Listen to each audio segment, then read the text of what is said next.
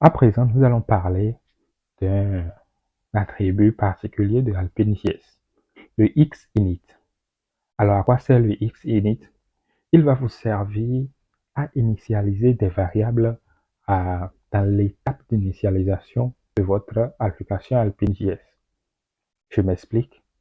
Votre application Alpine.js a un cycle de vie.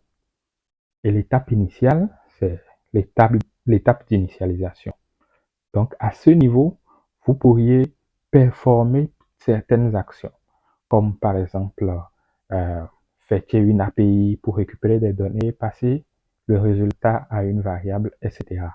Comment il fonctionne? Laissez-moi vous le montrer. Nous allons enlever ceci.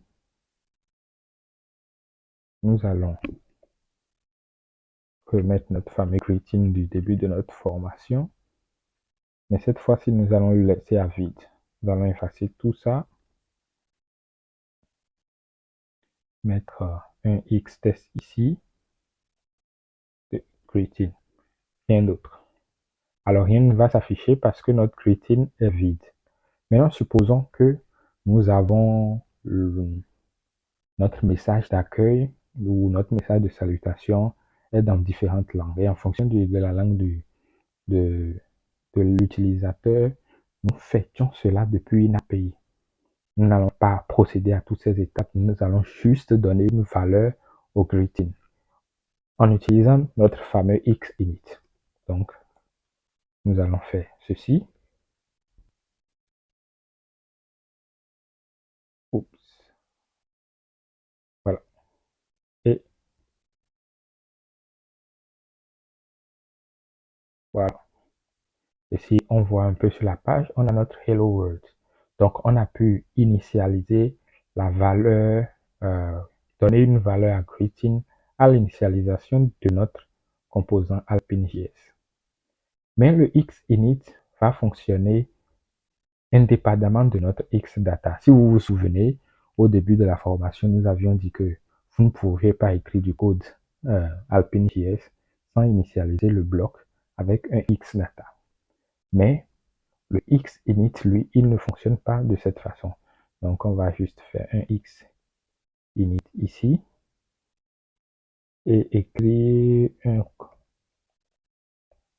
console.log de bonjour le monde. Voilà. Et vous pouvez le voir ici. On dit dans ce cas que notre xinit est standalone. Il va fonctionner tout seul. Ensuite, il peut aussi fonctionner d'une autre manière assez particulière. Nous allons effacer ceci. Je vais juste copier ça. Supprimer notre xinit. Essayez d'indenter ceci. Et si vous vous souvenez également, notre xdata peut prendre des fonctions. Alors, une fonction particulière, c'est la fonction init. Si nous utilisons cette fonction, le cycle d'initialisation sera exécuté. Voilà, nous avons toujours notre Hello World. Et pour vous montrer que c'est bien ici que ça s'est exécuté, on va afficher bonjour le monde. Voilà. Donc, comment ça fonctionne?